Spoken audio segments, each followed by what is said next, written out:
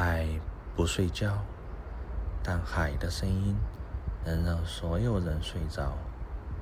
今晚的故事是从海里捞上来的，你不用记住它，让它像潮水一样来了又走就好。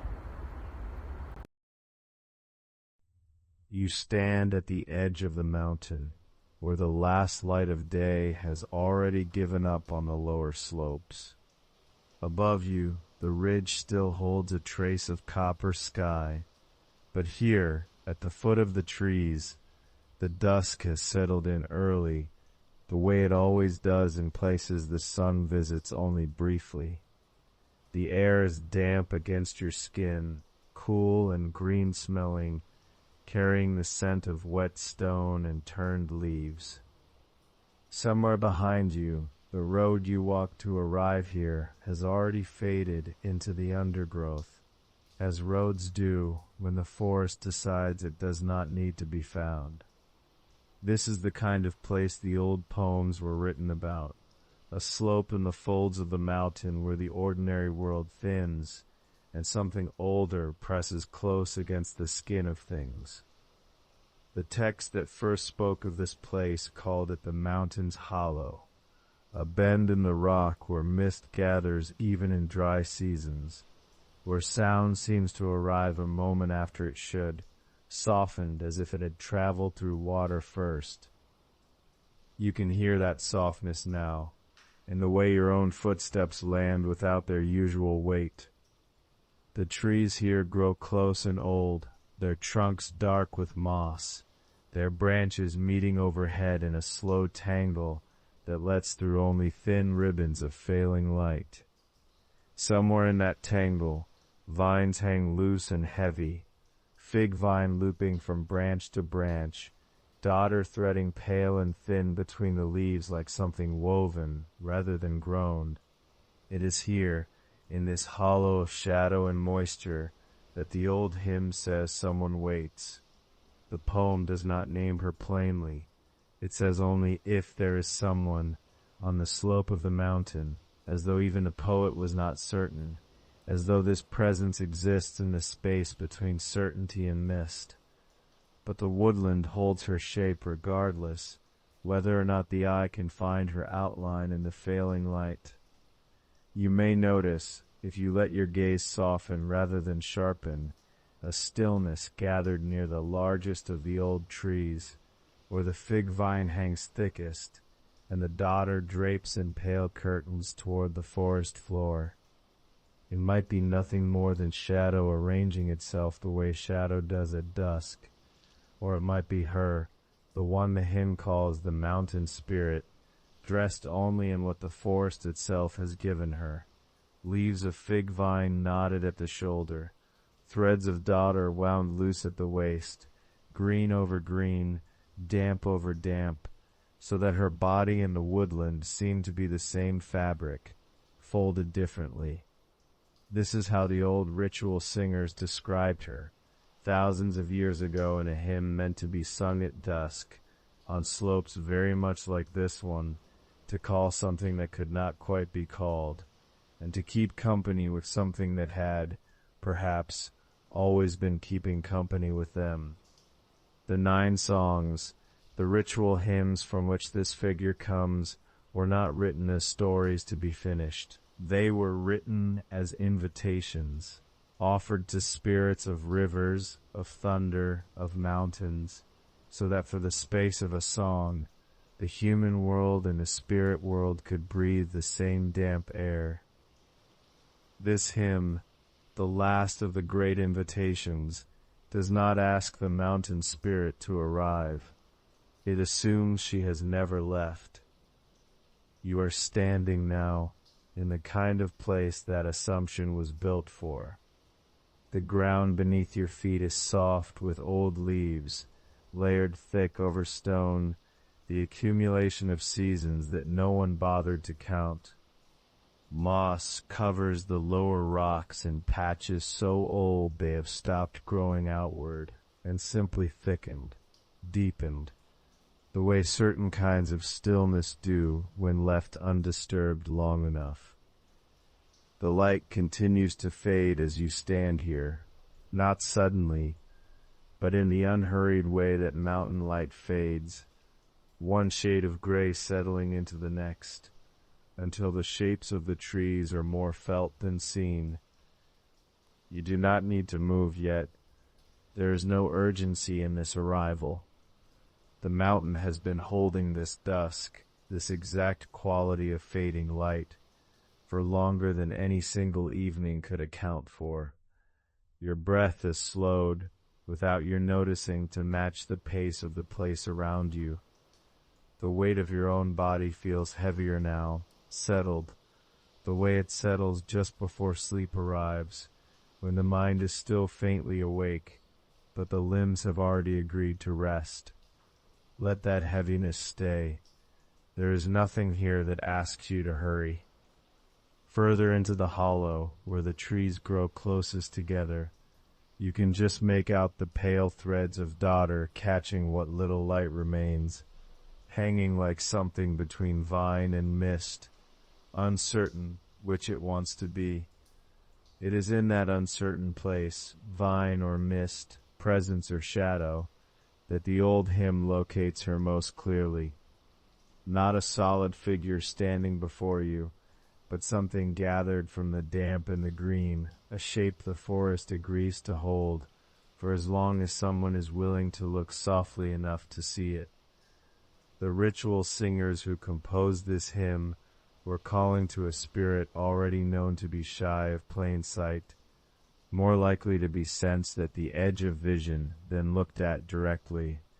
That shyness has not changed in all the centuries since. If you look straight at the tangle of vines near the old tree, you may see only vines. It is only when your gaze drifts, unfocused the way it drifts in the last minutes before sleep, that the shape gathers itself. The fig vine at her shoulder, the daughter at her waist, her face turned slightly away toward the deeper dark of the trees. The poem says she has a certain look about her eyes, a sidelong glance, sly and warm, and that when she smiles, it is the kind of smile that suggests she already knows something about you that you have not yet said aloud. This is not a frightening presence. There is nothing here that means you harm. She has been waiting on this slope, the old text tells us, for longer than memory keeps count, wrapped in whatever the forest offers her, vine, moss, mist, and the sound of rain when it comes. Waiting in this kind of story is not the same as loneliness, though it may look like it from the outside. It is closer to patience, the patience of stone, of moss, of a slope that does not need to go anywhere because it has already arrived at exactly where it means to be. You might sense standing here that this patience is contagious. Your shoulders, without any effort on your part, have begun to loosen. The tightness you carried up the last stretch of road has started to dissolve into the damp air, the way morning mist dissolves into afternoon light, without announcement, without exact beginning. This is the mood the old singers meant to create when they wrote this hymn to be sung at dusk on a mountain slope such as this one. Not fear, not urgency, a slow settling, a soft attentiveness, the sense of standing at the edge of something old and green and endlessly patient, and being welcomed into its quiet without needing to ask. The dark has nearly finished gathering now. The last color has drained from the ridge above you, and the trees around you have become soft black shapes against the slightly less black sky. Somewhere in that darkness, close to the old tree with its heavy fig vine, the shape that might be her, or might be only shadow arranging itself kindly, has not moved. She does not need to move. The hymn does not ask her to. It only asks that you notice her the way you might notice rain beginning or wind moving through leaves you cannot see, not as an event, but as a presence, already here, already patient, already part of the mountain's long and unhurried breath. And so the road begins, here, at the shadowed edge of her slope, where the fig vine hangs low, and the daughter catches what light remains, and the first step forward carries you not toward her exactly, but into the same damp green stillness she has always called home. The path beneath your feet has gone soft with old moss, and the air here carries the particular smell of things that have been wet for a very long time. You are close enough now to see her more clearly, though clearly is a generous word for anything on this slope, where the light seems to arrive already tired, already thinking of leaving. What clothes her is not cloth, it is the forest itself, gathered and worn. Fig vine, bee wraps her shoulders in loose dark ropes, the leaves still green at the edges, though the vine itself has the look of something old, something that stopped counting seasons long ago. It does not hang the way fabric hangs. It settles the way growth settles, finding the shape of a body, the same slow way it might find the shape of a fallen log, or a stone left too long in one place. Beneath the fig vine, wound close along her arms and gathered at her waist, the daughter moves differently. Daughter, new low, is a paler thread, thin as hair, the color of something that has never quite decided whether it is yellow or green. It has no roots of its own. It lives by resting against what already lives, drawing what it needs so gently that the host plant seldom seems to mind. Here it winds around the vine, and around her in loops so fine you might mistake them for mist caught and held. You do not need to see this well to know it is true. The hymn has already told you, and the mountain confirms it the way mountains confirm things, not with proof, but with patience. Notice for a moment the weight of your own shoulders, where they rest against whatever is holding you now, chair or bed or simply the dark itself. There is no vine there, but there could be. The same slowness that grows moss over stone is available to you, here, in this stillness, asking nothing but time. Her garments do not rustle. This is the first thing you notice, once you have noticed her at all, that a body wrapped in vine and thread ought to make some small sound with each breath, some soft creak of leaf against leaf, and yet none comes. Perhaps the vine has grown too accustomed to her to complain. Perhaps stillness this old no longer needs to announce itself with sound. The old text lingers a long moment on her face before it moves anywhere else, and so we will linger too. Her eyes are described as Han-di, holding a sidelong glance, a look that seems to come from the corner of the eye even when her face is turned toward you directly. It is not shyness. It is something closer to amusement kept private, the kind of look worn by someone who has seen a great many travelers arrive at this slope and has never yet been surprised by one. And beside that glance, a smile, ye shall, easy, unforced, the kind that does not ask to be understood. It is not the smile of someone waiting to be admired. It is the smile of someone who has simply been sitting in a comfortable place for a comfortable length of time, and finds your arrival mildly, warmly amusing, the way one might smile at rain finally starting after a long gray afternoon of waiting for it. The text says plainly, you admire her slender grace, Zimu yu shan yao tiao, and it says this without embarrassment, as though beauty on this mountain were simply another fact of the landscape, no more remarkable than the shape of the ridge above her, or the particular green of moss after rain. There is no vanity in her stillness. That is worth noticing and worth resting on. She does not hold her pose the way a performer holds a pose, aware of being watched, adjusting for effect. She holds it the way a stone holds its position, on a slope, because this is simply where she has come to rest, and there has been, in all the centuries since, no reason yet to move. Your own body right now, wherever it is, can borrow something of that same permission. You do not have to hold yourself carefully. You do not have to arrange your breathing into something presentable. The mountain has no audience in mind, and neither for these next few minutes do you.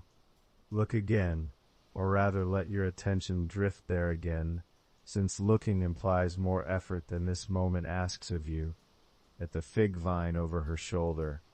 In the dimness it is nearly the same color as her hair, so that where one ends and the other begins is not a question the mountain feels obligated to answer. Old commentators argued about this, whether the vine was garment, or whether the poem meant that she and the mountain's green had simply grown into one another over the vast quiet stretch of time she has waited here. The disagreement was never resolved. It does not need to be. Some things are more restful left unresolved. The daughter, too, catches what little light remains, threading pale gold through the vine's darker green, and if you watch it, or let it rest at the edge of your unfocused eye, it seems almost to pulse very faintly with the wind, though there is at this exact moment no wind at all. Perhaps it is only your breathing you are noticing, mirrored back to you by something moving in time with your own slow inhale. Feel now the place where your eyelids meet, softly, without effort, the way moss meets stone. There is no need to hold them open longer than they wish to be held. The mountain spirit has been sitting in this exact posture of unhurried waiting for longer than written record can measure, and she has never once needed to keep her own eyes wide to prove she was still here. The old poem does not rush past her clothing to reach some larger drama. It is content to sit with the vine, the daughter, the glance, the smile, for as long as it takes to be properly seen or properly sensed, since true seeing on this slope seems to require less light than we are used to giving it. This slowness is not accidental. The ritual singers who first offered these words were not in a hurry either. They were calling a spirit down from the mountain's fold with language built the way this mountain builds moss. Thin thread after thin thread, patient accumulation, nothing forced, nothing hurried past. You can let your own thoughts move the same way now, if they are moving at all, not rushing toward morning or toward whatever waits beyond this hour, only resting here in vine and thread and the sidelong patience of an old watching smile. There is a texture to all of this worth dwelling in a little longer, since texture, more than any single fact, is what the mountain offers a traveler at dusk. The fig vine is rough in places where age has thickened it, and smooth in others where new growth has only just unfurled. Daughter is smoother throughout but thinner, so that where it crosses the vine you can imagine, or simply notice, since imagining takes more effort than this hour allows. A soft contrast of textures resting against one another the way two different kinds of quiet might rest against one another in a room gone dark for the night. Her hair, where it falls loose beneath the vine, has the appearance the old commentators describe as dye, a soft blue-black, the color of very deep water at evening, or of ink not yet dried on old paper. It moves when it moves at all, the way water moves when nothing is disturbing it, which is to say, almost imperceptibly, more a suggestion of motion than motion itself. None of this asks you to picture it vividly. It only asks you to let the words settle the way the vine settles, the way the fig and dodder and moss have settled onto this slope for centuries without asking anyone's permission, needing no witness, content simply to exist in the damp air, being slowly, endlessly themselves.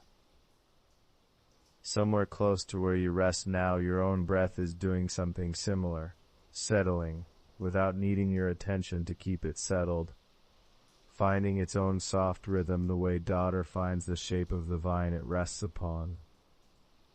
The old hymn tells us she is called Shan Yao Tel, slender and graceful, though grace here is not a performance of elegance, but simply the quality a body takes on after enough stillness, enough time spent letting gravity and moss and rain do their slow work. It is the grace of things worn smooth, the grace of stone under a waterfall, the grace of a shape that has stopped resisting the shape it is becoming. There is no urgency anywhere in this description, and there was never meant to be. The poem lingers on her clothing and her face for line after line because lingering is the entire point. Not narrative, not event, only presence. Held a little longer than seems strictly necessary.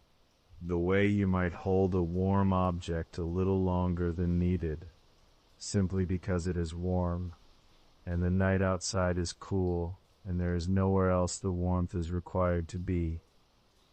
She sits then, wrapped in vine and thread, in a stillness so complete it has outlasted dynasties, wearing a smile that asks nothing of you, holding a glance that has already forgiven whatever kept you so long on the road. And the mountain around her holds the same stillness, moss deepening on stone, mist gathering low along the slope, the last color leaving the sky so gradually that no single moment could be named as the moment day became night. You do not have to decide either exactly when this hour becomes the next one, or when your own waking thought becomes something closer to drifting. The boundary is allowed to stay soft, the way the boundary between vine and hair, between shadow and shape has always stayed soft. On this particular slope, in this particular telling, in this hour before the story moves on to what follows her, the leopard she rides, low and patient, somewhere just behind her, in the deepening dark. The leopard is there before you fully understand that it is there. It has been there for some time, in fact, resting low against the slope just behind her, the shape of it folding into the dark the way a stone folds into the shape of the hillside around it. Its coat carries the red of banked coals, the red of something that burns without needing to flare, and across that red, the old text remembers markings, patterns like scattered leaves, like the shadow of branches thrown down by a moon that has already set. It does not pace. It does not announce itself with any sound. It simply is there. The way weather is there, the way the mountain itself is there, waiting without impatience for whatever comes next. The mountain spirit's hand rests along its shoulder, and you notice, if you notice anything at all, in this soft-edged hour, that neither of them seems to be the one leading the other. They move as a single, unhurried thought. The old hymn calls it her mount, the leopard she rides, but riding suggests haste, suggests distance to be crossed, and here there is no haste anywhere in the telling. There is only the slow settling of one shape against another, fur against woven vine, breath against breath, as though the two of them had agreed, long ago, to travel together at exactly this pace and no other. You can let your own breath find something like that rhythm now. Slow and unbothered, in through the nose, out longer than it came in, no destination waiting at the end of it. Behind the leopard and behind the spirit the wildcats come, They are called patterned in the old lines. The modern hand renders them as small cats marked with the same broken light as the leopard's coat, though smaller, quicker, more numerous, moving in a loose trailing line through the wet undergrowth. You would not call it a procession if you saw it in daylight, perhaps. In daylight it might look like nothing more than animals moving the way animals move, drawn by scent, by habit, by whatever unspoken order governs a slope like this one. But in this hour, with the light nearly gone and the mist lying low along the ferns, it takes on the shape of something older and more deliberate. A parade with no drum, no torch, no watching crowd, only the soft percussion of paws over wet leaves, and the occasional low call passed between the cats like a password no human ear could translate. Some of the old commentators tried to count them. 3, they said, or perhaps 5, or perhaps as many as the vines that hang from a single tree. The number was never meant to be fixed, only to suggest a following, a company that moves with her, because it has always moved with her, because that is simply what it means to belong to this particular slope of this particular mountain. You do not need to count them either. Let them move at the edge of what you can picture, more sound than shape, more suggestion than form, a rustle here, a low mrow of a call there, fur brushing wet fern, and then stillness again, and then another small sound somewhere else in the dark. This is not urgency. This is the opposite of urgency, a slowness so complete that even the animals seem to have agreed to it, padding forward and stopping, the whole procession advancing perhaps the length of a fallen log in the time it takes for the mist to shift half a shade darker. The old text gives no destination for this procession, and that omission feels, now, less like an oversight and more like an instruction. They are not going anywhere in particular. They are only moving the way water moves down a slope after rain, following the shape of the ground because the ground asks it of them, without any thought of arrival, without any need for the journey to end in something. You can let your own thoughts move the same way now, if any are still stirring, drifting along the low places without needing to arrive anywhere, following the shape of this slope, this mist, this hour, and asking nothing more of themselves than that. The leopard shifts its weight just slightly, the way a large sleeping animal shifts without waking. One of the wildcats pauses at the edge of a fern frond, considers it, or seems to in the dim light, in the way any small creature seems briefly, unbearably thoughtful when it goes still, and then moves on without disturbing a single drop of water gathered on the leaf. The moisture stays where it is, the mist stays where it is, the whole slope holds its held breath a little longer. This is what the old hymn meant, perhaps, by giving her a following instead of a solitude, not because she needed protection, not because a mountain spirit requires guards the way a king requires guards, but because loneliness on a slope like this one is easier to hold when it is held in company, even wordless company, even company that asks for nothing and gives back only its low breathing in the dark. You are held that way too, in this telling. The room around you, wherever it is, has become something like this slope, dim, soft-edged, populated by shapes you do not need to name precisely, sounds you do not need to trace to their source. The leopard is somewhere near. The small cats are somewhere further, trailing behind, patient, unhurried, marked with light the way the whole forest is marked with the last thin traces of a sky that is almost finished going dark. Feel the weight of your own body where it rests now, heavier than it was an hour ago, settled the way the leopard is settled against the hillside, without tension, without the need to hold any particular shape.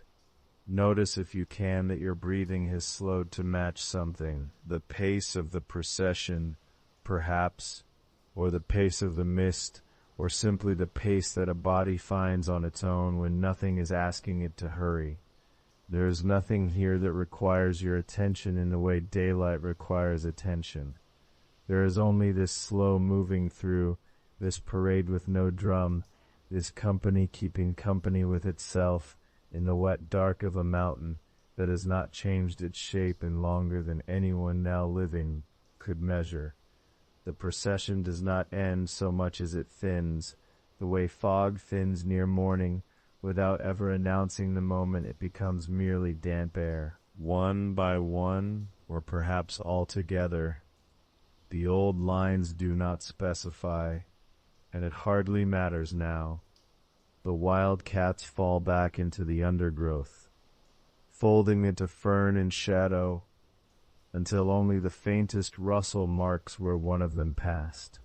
The leopard remains longest, its shape the last to blur into the darker mass of the hillside, red fading toward the color of banked ash, patterned coat losing its pattern to the general dark, the way a face loses its features to distance. And she remains too, of course. The spirit does not leave when they do. She was never leaving. She has nowhere else the old hymn ever sends her. But even her outline softens now, vine and hair and shadow agreeing, at last, to stop insisting on being three different things. The old text moves on from here to what carries her, the chariot built from magnolia wood, the banners knotted from cassia flowers, and in a little while, the telling will follow it there, tracing the scent of blossom wood through the mist, listening for the small creak of a wheel that has carried this particular figure across this particular slope for longer than any single dynasty has stood. But that is a little further down the road of this quiet story, and there is no need to hurry toward it. For now the leopard rests, for now the small cats have gone still somewhere in the fern. For now the slope holds them all the way it holds the mist, the way it holds the last color leaving the sky, the way it will go on holding all of it, long after this telling has moved past this particular hour into the one that follows.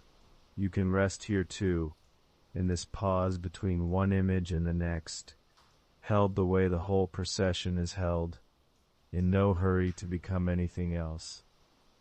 Somewhere behind the leopard and the still hidden cats, something else waits in the mist, a shape not made of fur or breath but of wood, old wood, cut long ago from a magnolia tree that stood on this same mountain, before the mountain had a name anyone remembers. The text calls it a chariot fashioned of shiny magnolia, its wood pale as the inside of a shell, grain soft as something that has never known a hard season. You cannot see it clearly yet. The mist keeps it half a secret. But you can smell it, and the smell arrives before the shape does, the way memory sometimes arrives before the thing it belongs to. Magnolia wood, when it is cut and shaked and left to season in mountain air, holds a fragrance that is not quite sweet and not quite bitter, something between the two, something that seems to come from just behind the nose rather than in front of it. It is the smell of pale flowers that bloomed once, long before the wood was wood at all, still folded somehow into the grain. The old poem places cassia banners at the front of this chariot, jaguetsi, banners knotted from cassia branches, their small leaves and paler blossoms hanging in loose ribbons along a shaft of the same soft-grained wood. Cassia carries its own scent, warmer than the magnolia, faintly like cinnamon bark left in a drawer of folded cloth, where the two scents meet. Magnolia and cassia, wood and blossom, they do not compete. They fold into one another the way two low voices might fold into a single hum, indistinct at the edges, impossible to separate once you have stopped trying. You do not need to know the exact measurements of this chariot, or the names of the artisans who might have shaped it, if artisans ever did, if it was ever shaped by hands at all, rather than simply existing the way certain trees exist, already grown, already old, needing no one to have planted them. What matters more, for now, is the sound. A wheel of magnolia wood turning slowly over wet stone and softened earth does not creak the way a cartwheel might creak in a farmyard at midday. It creaks the way old floorboards creak in an empty room at night, a small sound, almost apologetic, more felt than heard, arriving and fading before you are certain it happened at all. Or because the mountain itself simply carries it forward the way it carries the mist, the way it carries the fading color from the sky. Some things in this account are left standing at the edge of certainty, neither confirmed nor denied, simply present the way a shape in fog is present, real enough to smell, real enough to hear, not yet quite real enough to hold in the hand. This not quite certainty is, in its own way, restful. There is nothing here that demands to be solved. The chariot does not ask you to determine its maker or its purpose. It only asks, if it asks anything, that you notice it passing, the way you might notice a scent carried on evening air without needing to name every flower that produced it. Magnolia and cassia, pale wood and warm bark, a wheel turning slower than patience itself, somewhere just past where the mist thins enough to almost show its shape. The banners move without wind. This detail sits strange in the old telling, and stranger still if you try to reason it through, but perhaps it does not need reasoning. Perhaps some banners move because they have always moved, the way certain rivers are described as always flowing even in seasons of drought, because the describing itself carries a kind of motion that does not depend on air or current. You can let that stay unexplained. Not every soft-moving thing in this story needs an engine behind it. Some things sway simply because they have swayed for so long that swaying has become what they are, independent now of any cause. If you were to stand very still on this slope, and you can stand very still in your mind without any effort of the body, you might notice how the fragrance changes as the chariot draws nearer along whatever path it follows through the mist. First only cassia, warm and faint. Then, underneath it, the paler note of magnolia, cooler, quieter, like the hush that comes just before a bell stops ringing. The two scents together are not strong. They do not announce themselves the way a bonfire announces itself or a crushed handful of pine needles. They arrive the way certain memories arrive, sideways, unbidden, present for only as long as you do not reach for them too directly. This is a fragrance built for slow encounter rather than sudden impact. It rewards patience. It offers almost nothing to someone hurrying past, and almost everything to someone content to simply stand, breathing slowly, letting the scent settle into the lower part of the chest the way warm water settles into a cupped hand. You are, in this telling, exactly that second kind of visitor. Unhurried, breathing slowly, letting each small detail settle rather than chasing after the next one. The creak of the wheel continues its patient rhythm somewhere in the mist ahead, neither closer nor farther, as though distance itself has grown soft and difficult to measure in this particular light.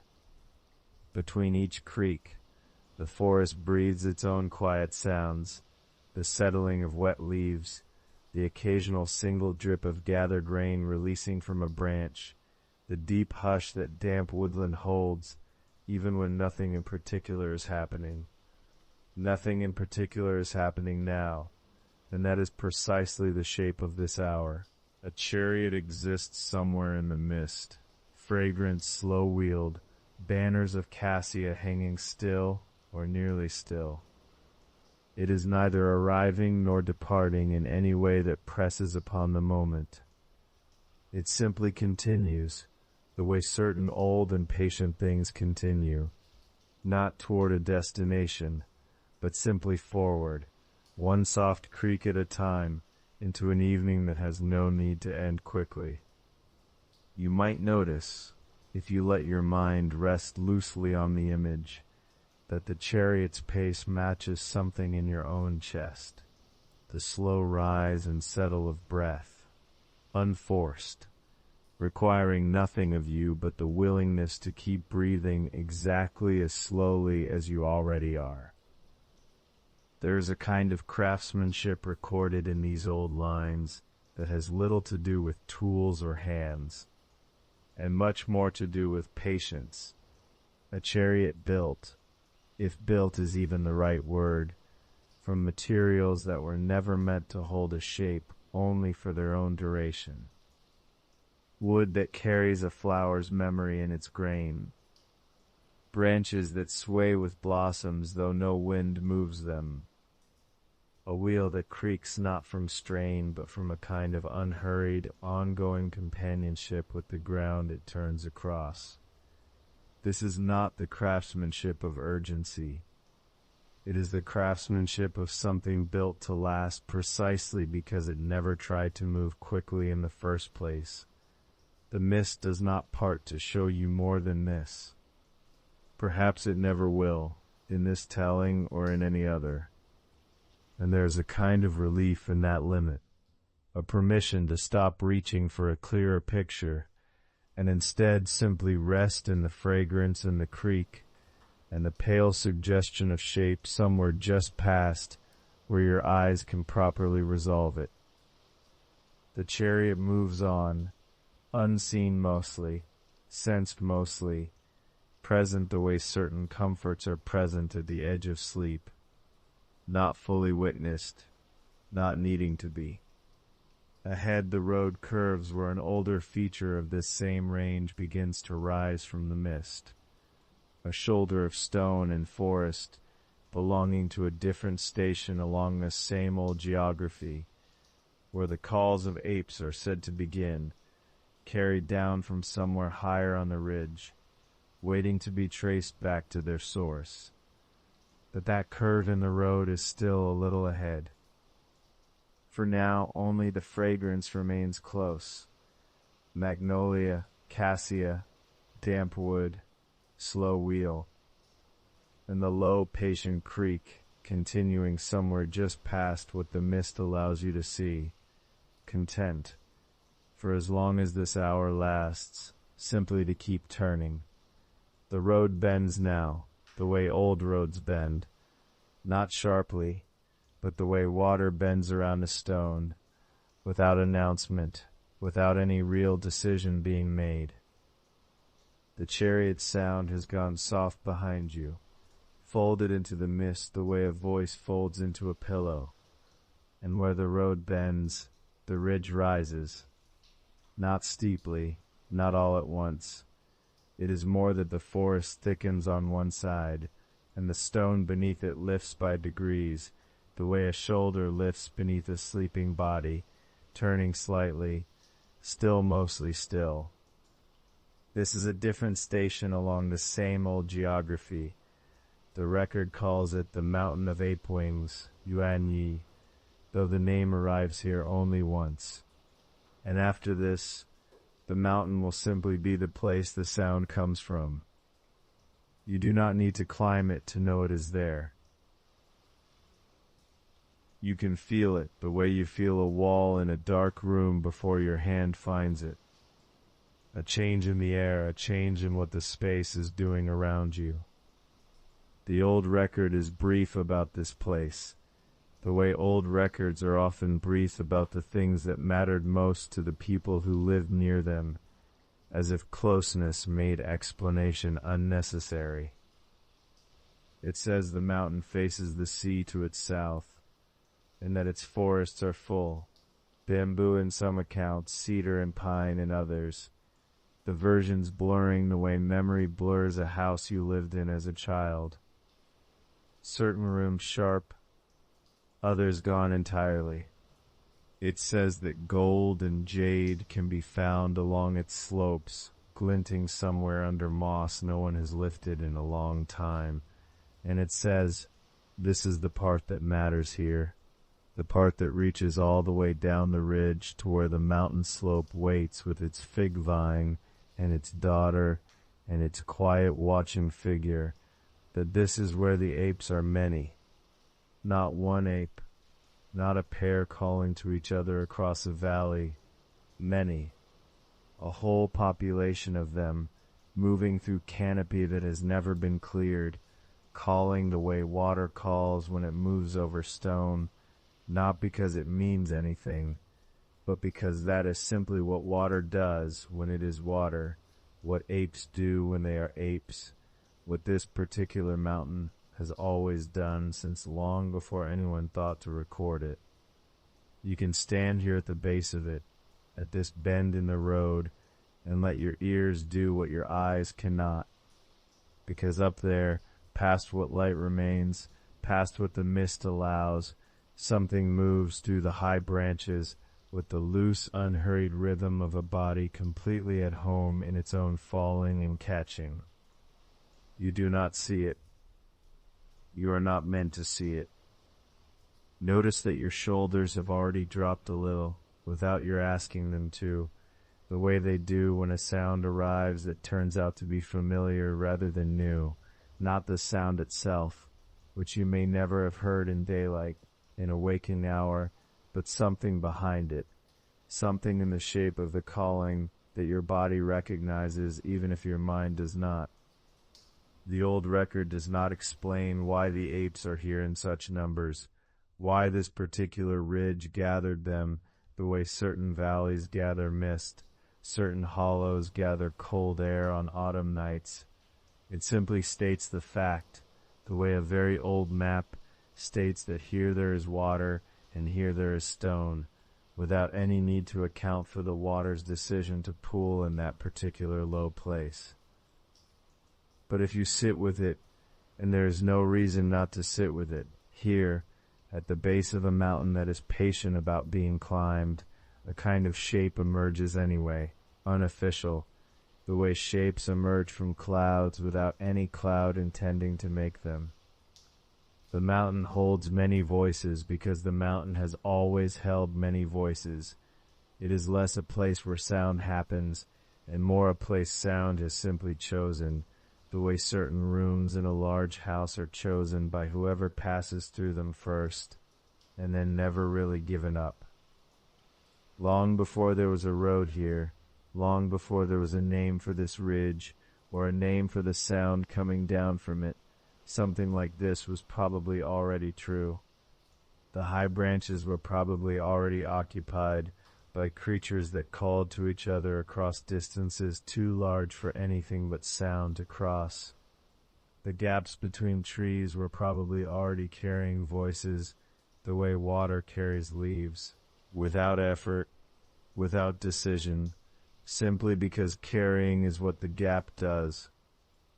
And so when the sound reaches down the ridge, across the bend in the road, past where the chariot's low creak has faded into memory, and settles finally on the slope where a figure waits in fig vine and daughter, it does not arrive as something foreign. It arrives as something native, as something that belongs to her the way her own breathing belongs to her, the way the vine belongs to the stone it has grown around for longer than anyone alive has been alive to measure.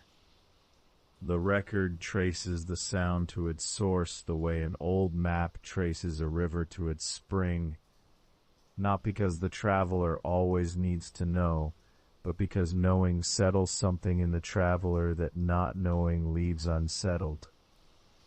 Here is where the water begins. Here is where the calling begins.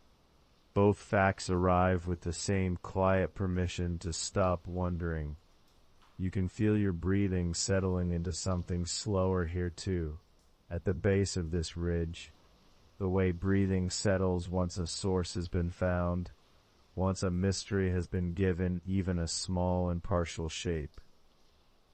The muscles around your eyes have likely loosened without your noticing.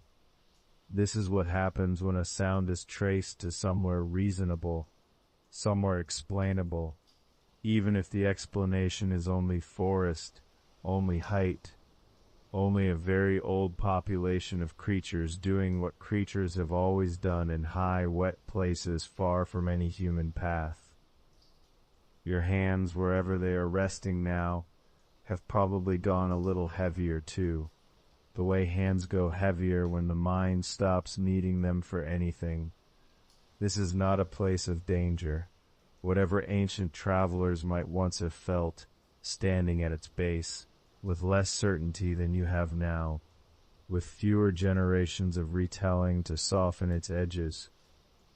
This is a place of population, of continuity, of a great many small lives lived out entirely above the ground, in branches and canopy, calling across gaps the way distant relatives call across long years. Not urgently, not always, but persistently, the way something persists simply because stopping was never really considered. The old text does not linger here. It moves on, the way old surveys always move on, cataloging the next feature, the next distance, the next li of road unwinding towards some other mountain, with its own creatures, its own minerals, its own quiet claims on memory. But the sound it names here does not move on with the rest of the record. It stays. It has stayed for a very long time, drifting down from this ridge and settling into every mention of the mountain slope further along the road, every account of a spirit waiting there in vine and moss, listening. Because that is what happens to sound that finds a good place to travel. It does not need new sources. It only needs a good channel, a good slope, a good stretch of damp air willing to carry it. And this ridge, the mountain of ape wings, if the old name is still worth using here, though after this it will not be needed again, has apparently always been such a channel. Its forests are thick enough to hold many creatures without crowding them. Its air is damp enough to carry sound without losing it part way. Its shape, sloped just so, facing the sea just so, seems suited for exactly this, for gathering many small voices into one long calling that travels further than any single voice could travel alone. You do not have to understand the mechanism of it. Old geography rarely explains its own mechanisms. It only records that this is so, that the mountain is full of apes, that the calling begins somewhere on its slopes and travels down through gaps in the canopy, through folds in the ridge, until it reaches wherever it is going. And where it is going tonight along this particular stretch of old road is toward a slope not far from here, where someone waits in the falling dark, where fig vine holds the shoulders and daughter crosses the waist, where the eyes are half lowered in something between watching and resting. The sound will reach her soon. It has likely already begun to reach her, the first threads of it drifting down through wet branches, while you still stand here at the base of the range that made it. There is no need to hurry toward that meeting. The calling does not rush. It is never rushed, across however many 100 years, however many thousand, that it has been making this same slow trip down from height to slope, from many voices to one listener. You can stay here a moment longer, at the base of the ridge, simply receiving what filters down before it becomes anything else, before it becomes company for someone waiting, before it becomes part of a soundscape the old poem will later gather into thunder and rain and wind, weaving apes and gibbons into one long night of listening. For now it is only this. Ape calls, somewhere above you, moving through wet canopy in the dark, a ridge that has held them for longer than any record can properly measure, and a road beneath your feet that continues unbothered, the way roads continue regardless of what sounds happen to be crossing them at any particular hour. The bend eases now, the ridge falling back into mist behind you, the way a held note falls back into silence, not cut off, only allowed to fade at its own pace. Ahead, the road returns toward the slope you were walking before this detour opened, before the ridge rose up out of the fog to show you where a piece of the night's coming sound has always lived.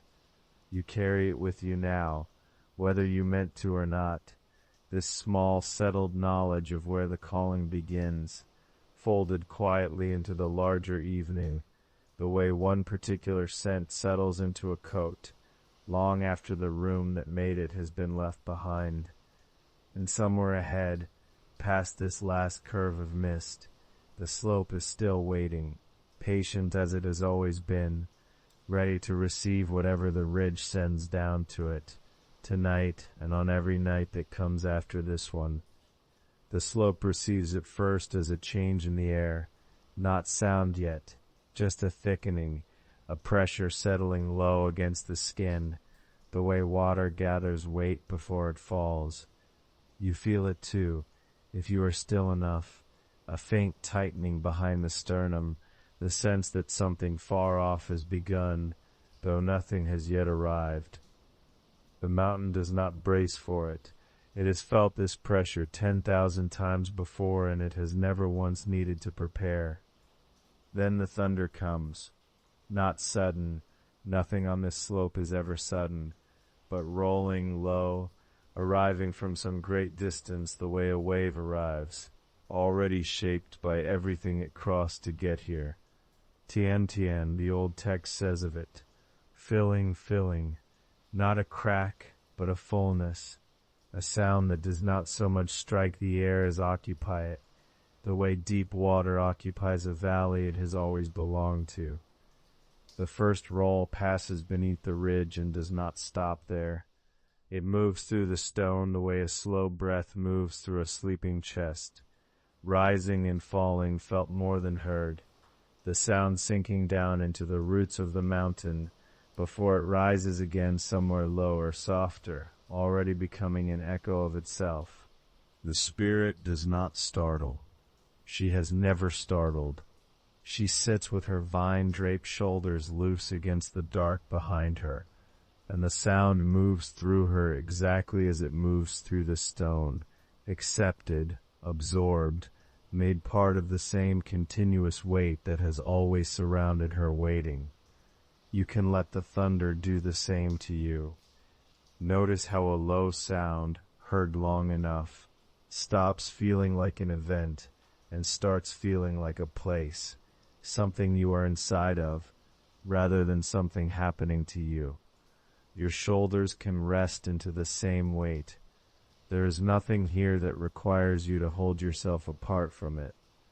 The rain begins without announcement, the way rain on this slope always begins, not a first drop, but a first hush, air suddenly softer, and then the sound of 10,000 small arrivals all at once, none of them separate from the others. Ming Ming, the old words call it. Dark, not merely wet but dimming, the rain thickening the evening the way a hand slowly closing thickens the light behind a lantern, not extinguishing it, only folding it further into itself. The canopy takes the first weight of it. Each leaf becomes a small drum, and the forest becomes for a while nothing but percussion, thousands of soft strikes overlapping, until no single one can be picked out from the rest, until the whole slope hums with one continuous textured sound, like a fabric being woven faster than the eye can follow its threads. Then the rain finds its way down through the canopy, drop by drop, and the sound changes register. No longer only the high patter of leaf against water, but the lower, rounder note of water striking stone, water striking moss, water finding the small hollow places in the bark of the cedar and the fig vine's rope, and filling them, one shallow reservoir at a time. The spirit's garments grow heavier with it, the fig vine drinking in the rain the way old cloth drinks in warmth from a body that has worn it a long time. The dodder threads along her shoulders darken, and where they darken they seem to draw closer to her skin, as though the storm were only helping her clothing become more fully what it already was. She does not move to shelter herself. There is nowhere on this slope that rain has not already visited 1,000 times, and so there is nothing here to protect against, only weather that has always been, arriving again the way it always arrives, the way it will arrive again after this. You do not need to hold your body away from the sound of the rain either. Let it come in through the ears the way it comes in through the canopy, not all at once, but drop by drop, each one landing somewhere and settling until the whole surface of your hearing is simply wet with it, simply full. The thunder returns. Its filling roll dragging itself across some other ridge before folding back down into silence. And in the space it leaves behind, before the next roll begins, the rain continues exactly as it was, patient, unbothered, indifferent to whatever louder thing passed briefly overhead. This is the pattern the mountain has always kept. Thunder, then its absence, rain continuous beneath both. The two sounds do not compete. They simply take turns occupying the foreground, while the other recedes to hold the room open behind it, the way two old companions might trade the telling of a story without either one ever needing to raise their voice over the other. The dark deepens as the rain deepens. What little gray light remained along the western ridge has been folded now into the same soft dimness that fills the whole slope, so that near and far stop mattering in quite the way they did before. The nearby leaf and the far ridge blur together into one continuous gray weight, one single unbroken texture of falling water and fading light. This is what Mingming means, if a single word can hold so much. Not merely darkness, but a darkness made of water, a dimming that has weight and sound and a temperature of its own, cool against the skin, cool in the lungs, settling everywhere at once the way sleep settles, not from one direction, but from all directions together. The spirit sits inside this dimming the way she has sat inside every dimming this mountain has ever offered her. Her stillness was never separate from the weather. It has always been made of the same patience the rain is made of, the patience of something that does not need to arrive anywhere, because it has already arrived long ago and has simply chosen to remain. You can notice, if you like, how your own body has begun to match some of that patience. The weight of the blanket or the sheet across you is doing quietly what the rain is doing on the slope, settling, gathering, filling in every small gap between your body and the stillness around it, until stillness and body are no longer two separate things, but one continuous, softly weighted all. The red leopard, somewhere below the overhang where she rests, allows the rain to run in long lines down her flank and does not shift her weight to avoid it. The patterned wildcats have folded themselves into the driest hollow they could find, though even that hollow is not truly dry, only less wet, and they seem content with less, the way anything that has waited long enough learns to be content with less. The magnolia wood of the chariot darkens under the rain, the way old wood always darkens, not spoiling, only deepening, the grain rising slightly to the surface as the water works its way in, the fragrance thickening rather than washing away, cassia and rain mingling into something that is neither scent alone, nor water alone, but some third thing that belongs only to this particular storm, on this particular slope, and will not come again in quite the same way. The thunder rolls a third time, gentler now, more distant, more like a memory of thunder than thunder itself, the way a sound heard many times begins to lose its edges, and becomes instead a general shape, a felt outline rather than a sharp event. This is the shape thunder takes as a storm moves past rather than through. It is still filling. It is only filling something farther away now. The rain does not follow the thunder's retreat. Rain has its own pace, slower, more patient, and it continues to darken the evening long after the thunder has moved on to trouble some other ridge, some other listening spirit on some other slope, if any such spirit exists, and if she is listening the way this one listens, with the whole of her long, unhurried waiting.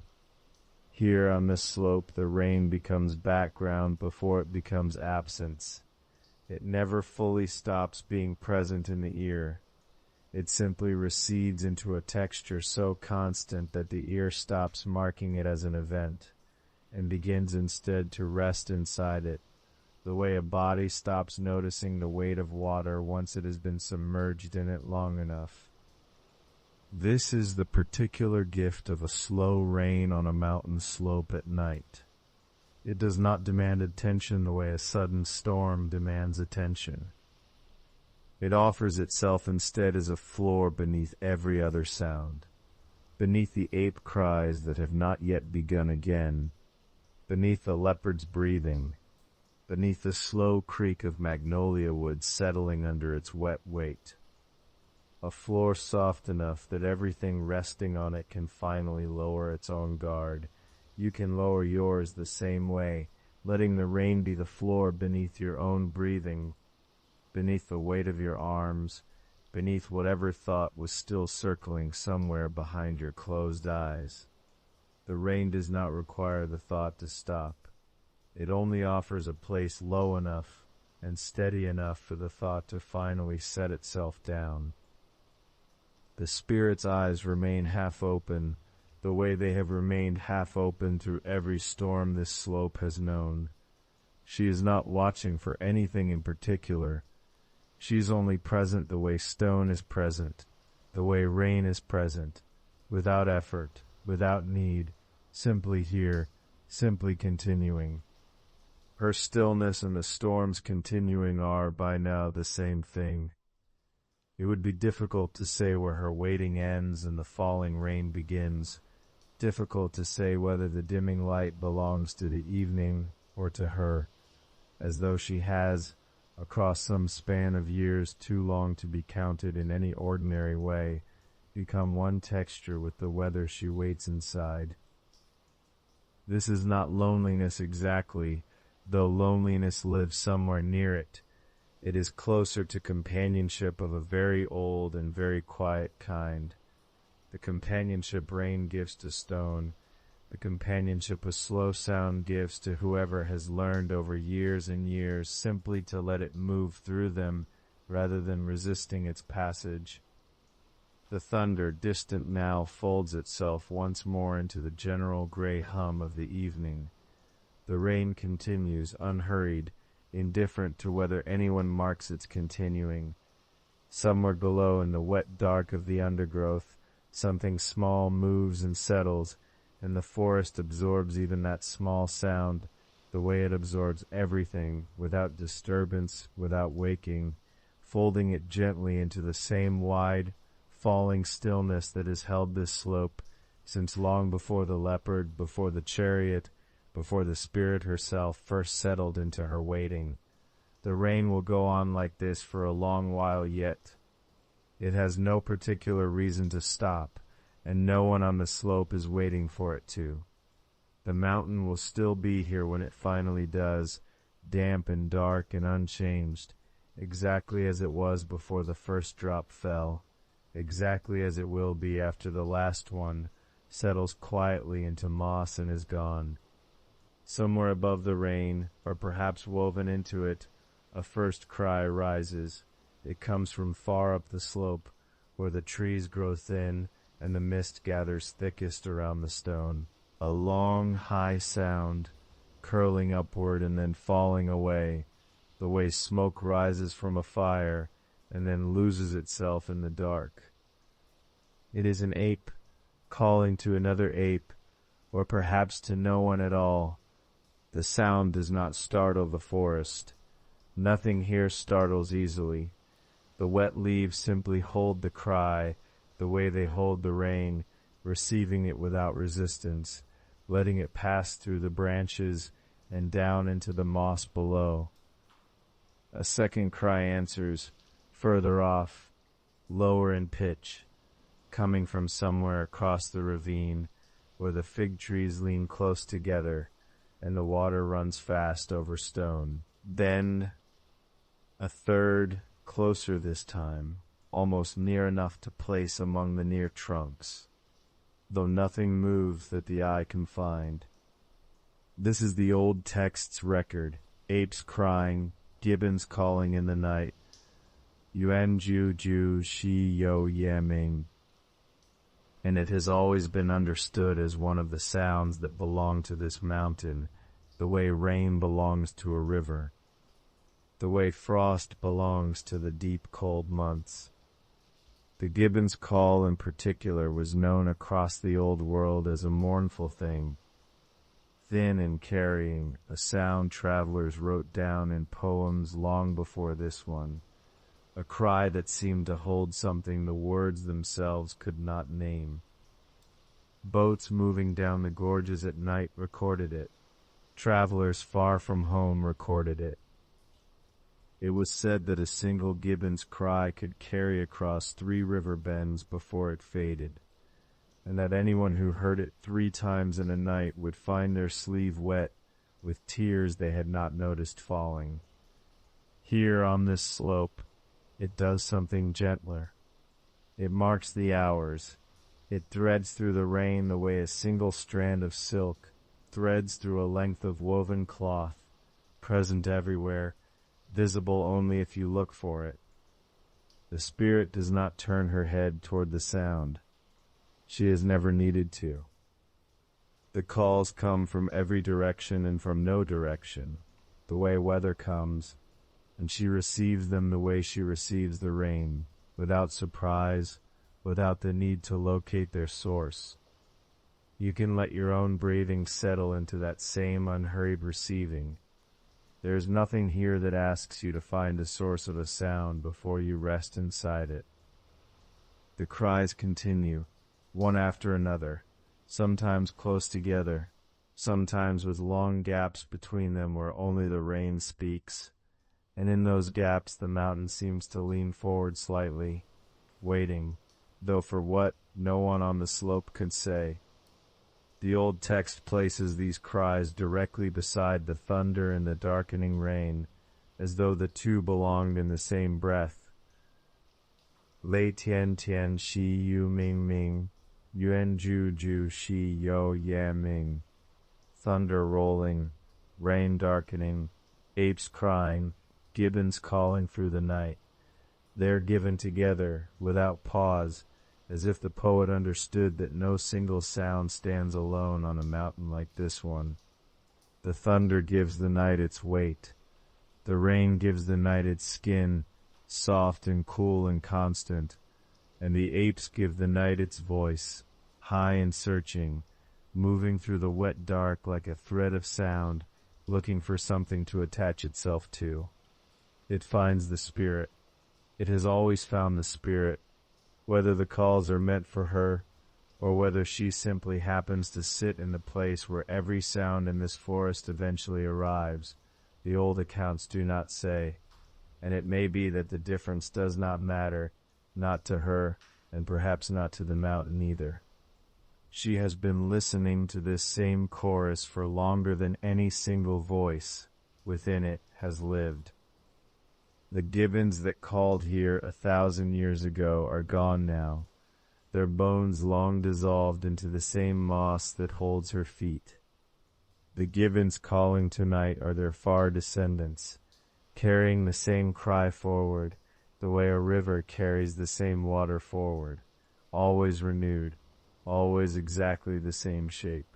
She has heard 10,000 nights of this, or perhaps 100,000, and the sound has not worn thin. It has only become part of her the way the fig vine has become part of her, the way the rain running down the leaves has become part of her.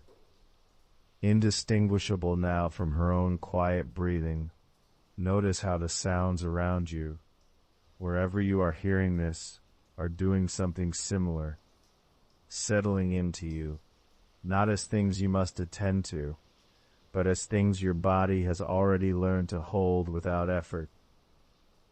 The way a house holds the sound of its own settling walls, the way a shoreline holds the sound of its own tide.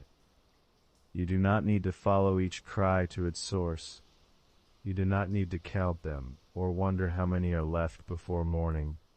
They will keep coming, on their own rhythm, and your only task, if it can even be called a task, is to let them pass through you, the way they pass through the wet leaves above the spirit's shoulders, arriving, lingering, fading, without leaving anything behind that needs to be carried forward. The old poem gives these cries no explanation. They are not omens. They are not warnings. They do not signal the approach of anything, and they do not mark the departure of anything either. They are simply what the mountain sounds like at night, the way thunder is what the sky sounds like when the clouds grow heavy, the way rain is what the air sounds like when it can no longer hold its own weight. A cry rises again, closer now, somewhere in the wet dark, just below the ridge where the red leopard rests with its chin low against its paws. The leopard's ear turns, slightly, toward the sound, the only motion in a long while, and then settles again, unbothered, the way a sleeper's hand might shift once against a blanket before falling still. The patterned wildcats, curled somewhere in the deeper shadow of the underbrush, do not stir at all. They have heard this sound every night of their lives. It carries no more urgency for them than the rain does, and their stillness is itself a kind of teaching, a demonstration of how a sound can move through a body without disturbing anything inside it.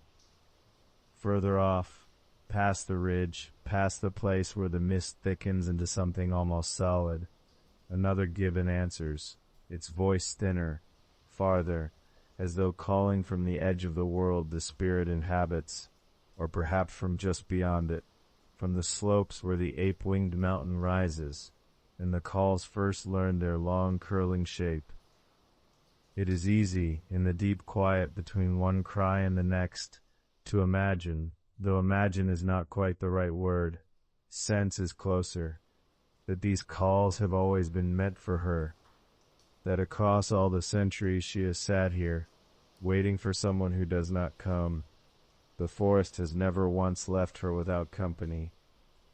The apes cry, and it sounds almost like calling. The gibbons answer, and it sounds almost like an answer given to her alone, though of course it is not. Though of course the gibbons call to each other, and know nothing of the woman with sly, watching eyes, who sits draped in vine and dodder on the wet slope below them.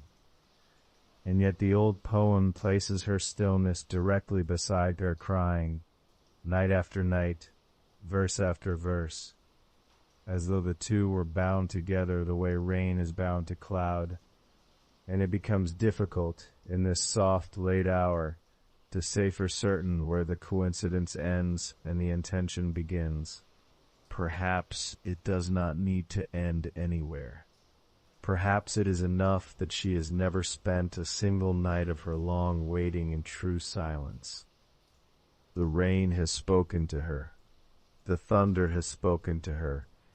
And now, threading through both, The apes and gibbons speak to her too, filling the dark hours with a company that asks nothing of her, expects nothing of her, and simply continues, night after night, the way it has always continued, the way it will go on continuing long after this particular night has folded itself into all the other nights before it.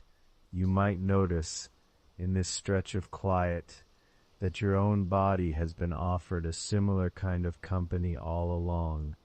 The soft weight of the blanket against your shoulders, the low hum of the room around you, whatever small sounds belong to your own night, a settling wall, a distant car, the quiet turning of the season outside a window.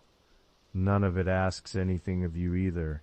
It simply continues, the way the apes' cries continue on the mountain, filling the space around your stillness without ever requiring you to answer.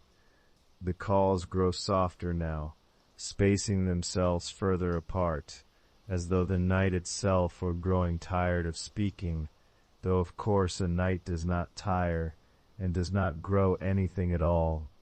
It only continues, indifferent and enormous, carrying its sounds forward at whatever pace they choose to arrive. A last cry drifts down from somewhere near the ridge, long and thin, curling once through the wet air before dissolving into the steady hush of the rain. Then for a while, only the rain remains, patient and unbroken, filling the space where the cry had been the way water fills a footprint left in soft mud, smoothing it over until no trace of the shape remains. The spirit sits through this, the way she has sat through every quieting before it, unmoved, unmoving, the fig vine dark and heavy against her shoulders, her sly half-lit eyes turned toward nothing in particular, or perhaps toward everything at once. The rain, the thunder settling somewhere far off, the last echo of the giddin's cry, still fading somewhere in the wet leaves above her. She does not seem to mind that the calls have stopped for now. She knows, the way the mountain itself seems to know, that they will begin again before long, that the forest does not run out of voices, that somewhere in the dark another ape will lift its head and call, and another will answer, and the long chain of company that has held her through 10,000 nights will simply continue, unbroken, into the 10,001st. The rain continues around her, steady and low, and somewhere far off, so faint it could almost be imagined, another cry begins to rise, small, distant, patient, carrying itself once more into the wide, wet stillness of the mountain night, and into that wide, wet stillness comes another sound now, one that has been present all along, beneath the rain and the thunder and the calling of apes, so constant that it has almost gone unnoticed.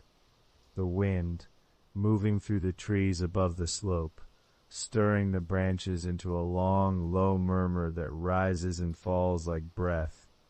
It is not loud, it does not announce itself the way the thunder does, or startle the way the ape's cry can startle a listener who has drifted for a moment into stillness. It simply moves, the way it has always moved, through leaves that have grown and fallen and grown again, more times than any counting could hold.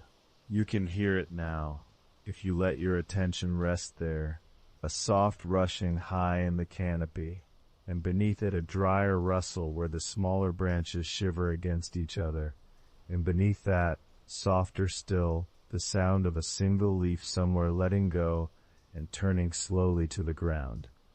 The old text has a phrase for this, spoken in the same breath as the wind and the rustling trees, a phrase that follows the sighing wind the way a shadow follows a shape. Feng sa sa shi mu xiao xiao, si gong zi shi tu liu. The wind sighs, the trees rustle, I think of you, and there is only sorrow. It is the last line of her song, the mountain spirit's own words carried down across the centuries in this shape and no other.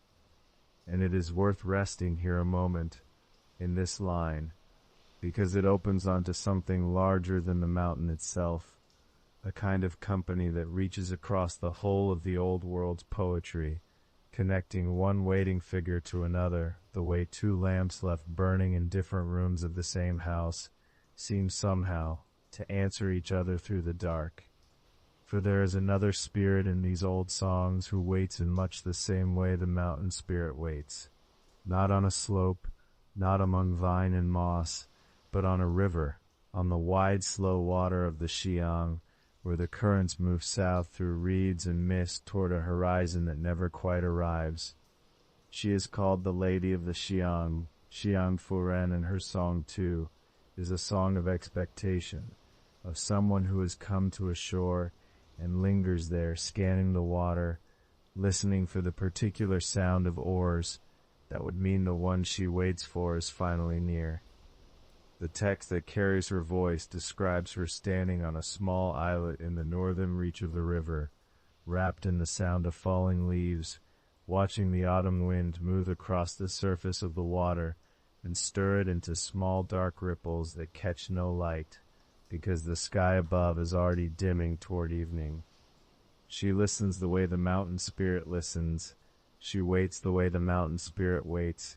And when no boat comes, when the water stays empty and the reeds continue their soft, dry clatter, and the light continues to fade without hurry and without apology, her voice folds into something very close to the mountain spirit's own last words, a sorrow that does not rage, does not beg, does not turn to bitterness, but simply continues, quiet and steady, the way water continues to move, even when there is no one left to watch it move.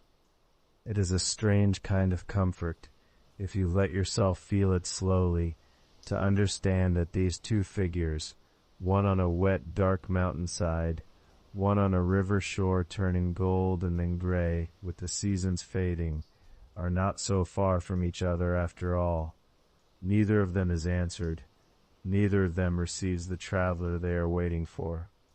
And yet neither of them stops waiting, because the waiting itself has become a kind of dwelling, a house built not of wood or stone, but of steady attention, patient and undemanding, willing to hold its shape through years the way a river bank holds its shape, through every flood and every drought that passes over it.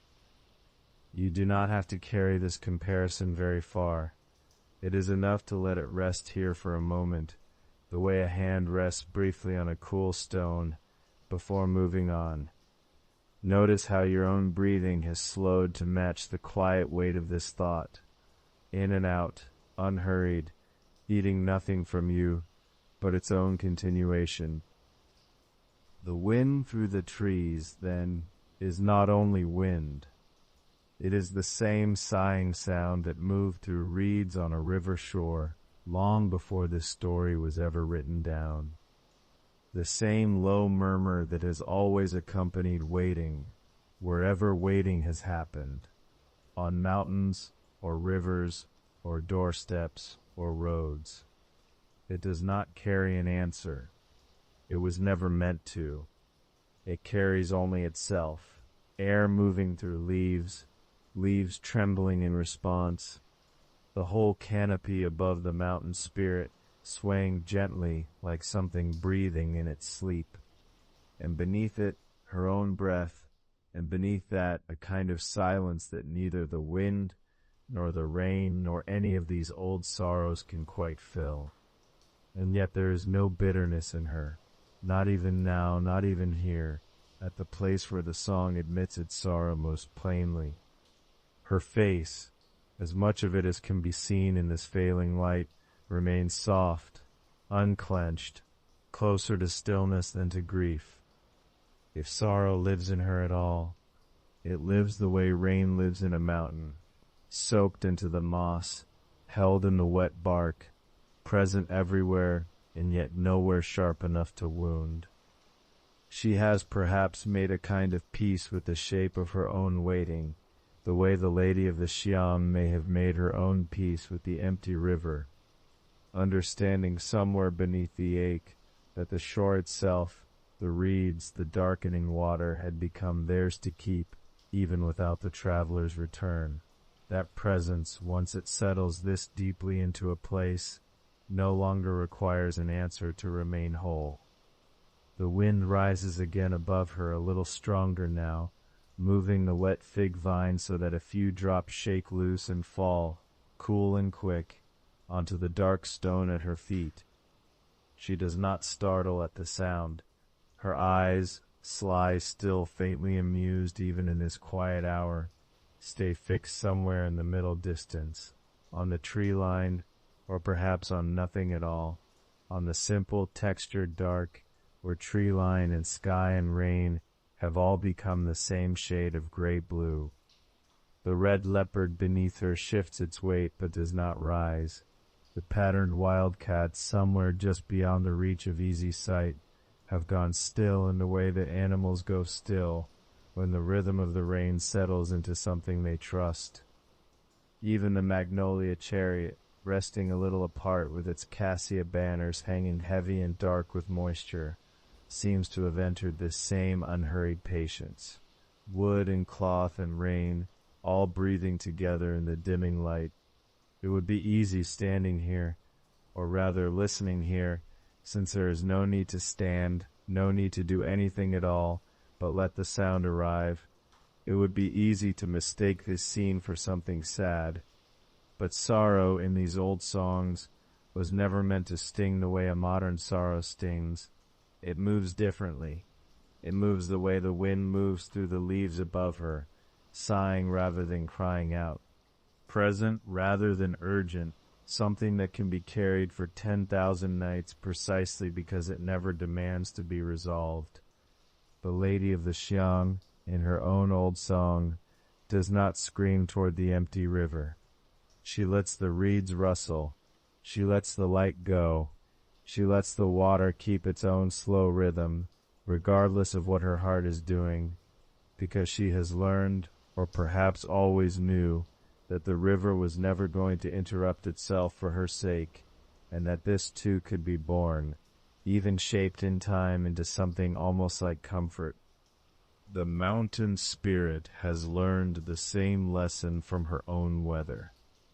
The thunder does not pause out of courtesy. The rain does not lighten because someone below it is lonely. The apes do not stop crying to make room for her private thoughts, and the wind does not still itself simply because her longing has, for a moment, grown a little heavier in her chest. And so she has folded her waiting into all of it. Thunder, rain, the ape's cry, the wind's long sigh through the branches, until the boundary between her sorrow and the mountain night around her has grown thin, almost invisible. The way the boundary between falling asleep and simply resting sometimes grows thin near the edge of a long, quiet evening. You are somewhere near that edge yourself now. You do not have to reach for it, or press toward it, or do anything at all, except let the sound of the wind through these unseen trees continue to move past you the way it moves past her, steady, unbothered, carrying no more weight than air moving is naturally required to carry. Your shoulders have likely settled further into whatever is holding them. Your breath, if you were to notice it, and there is no need to notice it deliberately, only to let it be noticed the way one notices a familiar sound, has probably slowed to something close to the rhythm of that far-off wind, rising, falling, without effort, without destination. The wind sighs once more above the slope, longer this time, moving through the whole canopy in a single unbroken wave that seems to start somewhere to the west and travel slowly east, tree by tree, until it reaches the branches directly above her and passes on, leaving a soft rain of loosened drops behind it. She lifts her face very slightly toward the sound, the way someone might lift their face toward a familiar voice heard from another room, not startled, not eager, only attentive in the quiet way that long familiarity allows. And then the wind is gone again, folded back into the steady patter of rain, and the trees settle, and the rustling fades to almost nothing, and the mountain returns to the low, continuous murmur that has been its voice all along. Somewhere south of here, if the old songs are to be trusted, the Lady of the Shang is standing in much the same stillness on her own darkening shore, listening to her own reeds, her own water, her own wind moving through leaves that have nothing to do with this mountain, and yet somehow rhyme with it perfectly, across all the distance and all the centuries that separate one waiting figure from another. Neither of them needs you to choose between them. Both are simply present tonight in their own quiet corners of this old and rain-soaked world, keeping the same kind of watch, holding the same kind of patient, unanswered love, letting the same wind carry the same sighing sound through trees that have never once stopped growing since long before either of their stories was first told aloud, beneath some fire, in some room, to some listener who, like you, was already very close to sleep. The road is still here, but your pace has changed. You are no longer counting steps. You are no longer asking what comes next, what feature waits around the next bend, what name the old text gives to the next stretch of slope. The mountain does not need you to name it anymore. It has become something softer than a place, something closer to a sound. The red leopard that once carried her through the undergrowth. You remember it, but only as a warmth moving somewhere low in the dark. A shape without edges, the memory of fur brushing wet leaves. It is not walking anywhere in particular now. It has folded itself into the rain. The patterned wildcats that followed behind, quiet and watchful, they have become the small stirrings at the edge of hearing. The rustle that might be an animal, or might only be water finding a new path through moss. It no longer matters which. The magnolia chariot, with its cassia banners once so vivid against the mist.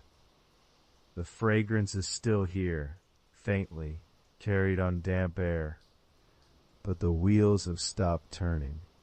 Or perhaps they are still turning, somewhere far back in the story, and you have simply stopped being able to hear them over the rain. Everything that had a shape is losing its shape. Everything that had a name is settling into something that no longer requires one. This is not a failure of memory. This is what happens to a landscape once it has been walked long enough. Once the walking has gone on past the point where details matter. It stops being a catalog and becomes an atmosphere, a single continuous presence, pressing gently against the skin. You feel the weight of your own body now, resting wherever it rests. Your breath is slowed to match something outside of you, the mountain's breath, if a mountain can be said to breathe, in and out with the rain, in and out with the wind moving through leaves that have never stopped rustling since long before this station of the journey began. The thunder that once filled the valley, that vast rolling weight of sound, has softened into something more distant now, a low pulse felt more than heard, arriving from somewhere behind the hills and fading before it ever quite arrives. The rain has not stopped. It will not stop. But it no longer falls in any particular place. It falls everywhere at once, evenly, without direction. The way sound falls inside a sleeping body, present, constant, no longer needing to be located. Somewhere in that gray weight of falling water, the shape of the mountain spirit is still there. You know this the way you know the moon is behind clouds even when you cannot see it. Her fig vine, her daughter, the damp green weight of her garments, they are not gone. They have simply become part of the same soft blur that has taken the leopard, the chariot, the banners. She was never separate from the mountain to begin with. That much has become clear now that the details have started to fall away. She was always the mountain's own way of noticing itself, its own way of waiting. And so as the specific things dissolve, the shape of her smile, the tilt of her sly and watching eyes, the particular sway of vines across her shoulders, what remains is simpler than any of it, and somehow more complete. A presence, a patience, a quiet, feminine attention, resting over damp stone and standing cedar, indifferent to whether anyone ever climbs this far again to notice it. Notice how heavy your own eyelids have become, how the darkness behind them no longer feels like an absence, but like a soft place to rest. Your shoulders have dropped without you telling them to. Somewhere far off, thunder moves through the hills, like a slow animal turning over in its sleep, and you do not need to follow it anywhere. The apes are still calling, somewhere in the wet dark of the trees. But their cries, too, have lost their edges. They no longer sound like individual voices, separate creatures with separate throats, each announcing itself to the night. They have become one long, wavering thread of sound, rising and falling with the wind, indistinguishable now from the gibbons that answer them, indistinguishable from the rain that falls between the calls, indistinguishable almost from your own breath moving slowly in and out. This is what a long night does to sound. It gathers everything separate into one low hum. This is what a long night does to a story, too. The plot softens. The characters lose their outlines. What is left is not less than the story. It is the story with all its unnecessary edges worn away by time and rain.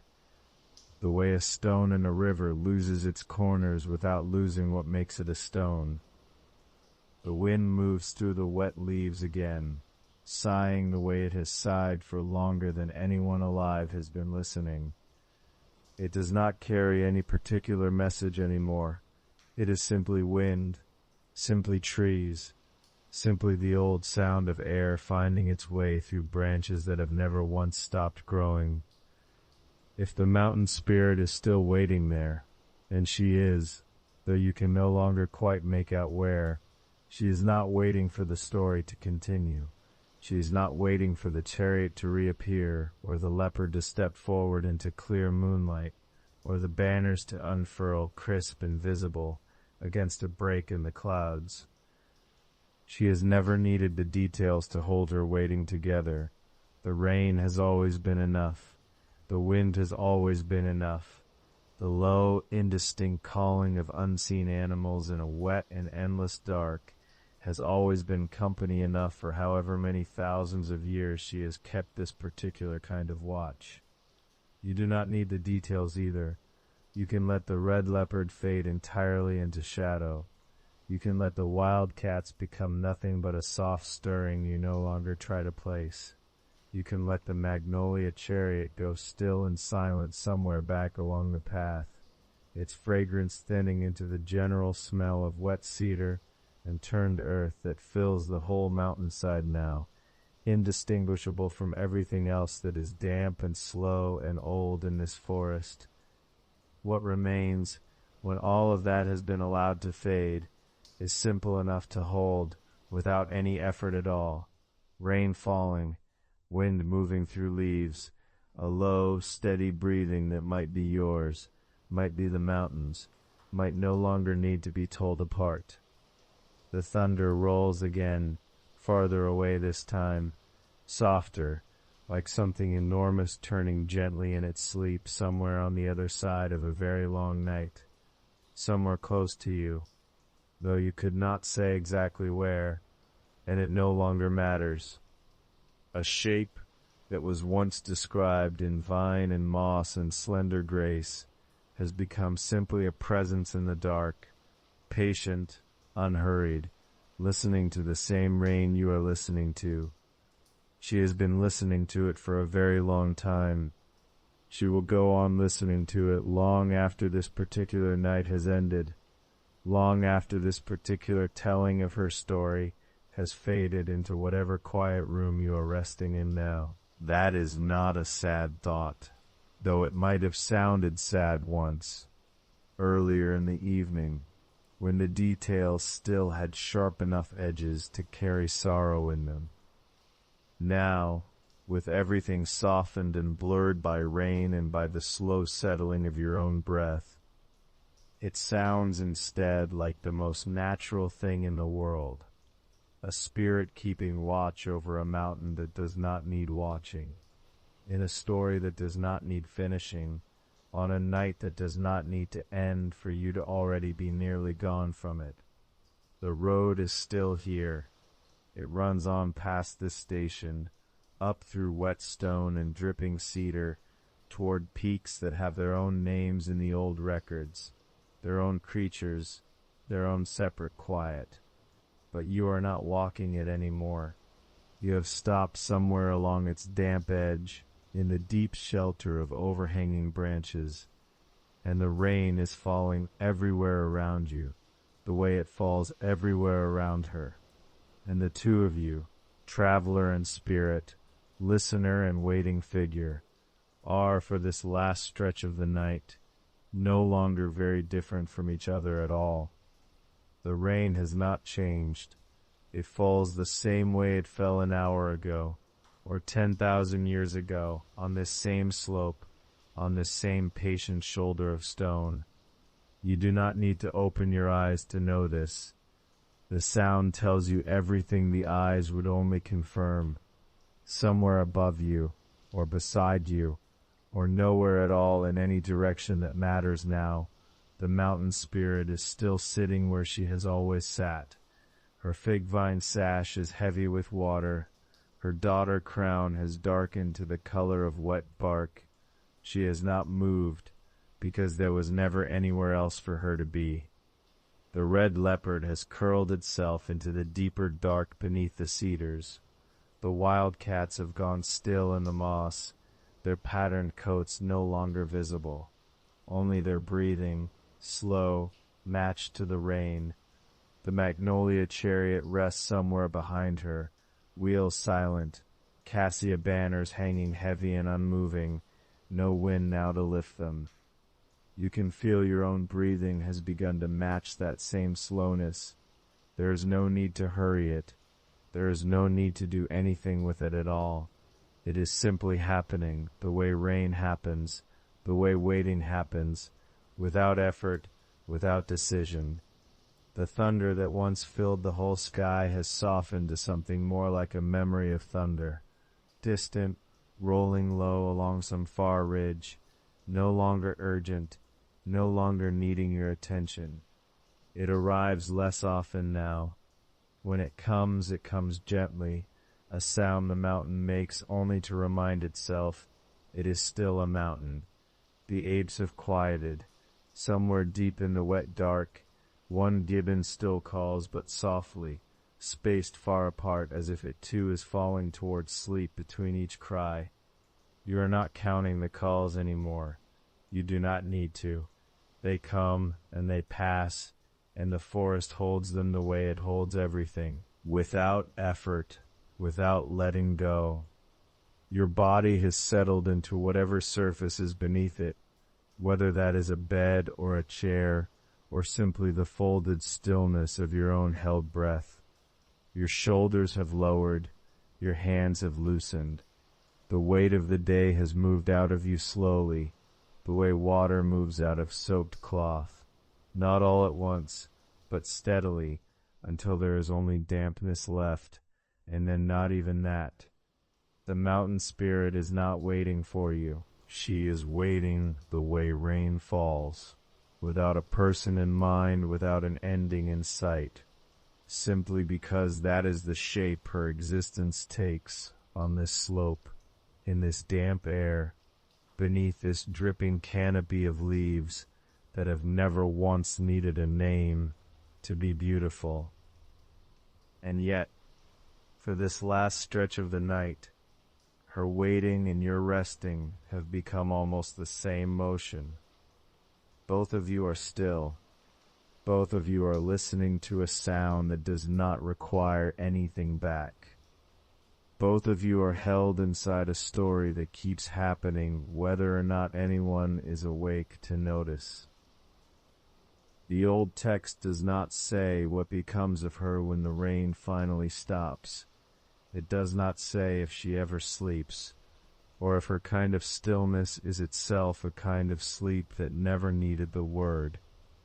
It only says she thinks of someone, and that thought brings her sorrow, and that the sorrow is quiet, and that the quiet outlasts the thunder, outlasts the rain, outlasts the pale gray hour when night finally gives itself over to morning. You do not have to carry that sorrow. It is hers, not yours. You are only borrowing her stillness for a while, the way a traveler borrows the shade of a tree without asking the tree's permission, without the tree needing to be asked. The road is still there, further up the slope, curving past wet stone toward the mountain of ape wings and whatever lies beyond it in the old records. Peaks not yet named tonight, creatures not yet described, rivers not yet crossed.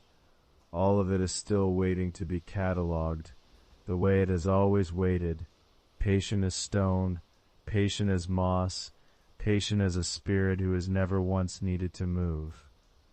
But none of that concerns you now. You have already left the road without noticing the moment you left it. You are somewhere lower, somewhere softer, wrapped in the sound of water finding its way down through leaves that have caught it, held it, and released it, over and over, the oldest rhythm the forest knows. The last thing the mountain gives you is not a story. It is only this: rain, distant thunder, one gibbon calling far off and then falling silent, wind moving once through wet branches and settling again into stillness. Somewhere in that stillness a spirit continues to wait, dressed in vine and moss, smiling faintly at nothing in particular, her red leopard sleeping at her feet, her banners hanging heavy and unmoving in air gone completely calm. She does not need you to stay awake for her. She has thousands of years of practice waiting without witnesses, and she will go on practicing long after this rain ends, long after this night gives way to whatever comes next, long after you yourself have drifted past any need to know how her story continues. The mountain keeps its shape in the dark, whether anyone is there to trace its outline. The rain keeps falling, whether anyone is there to hear it as anything other than rain.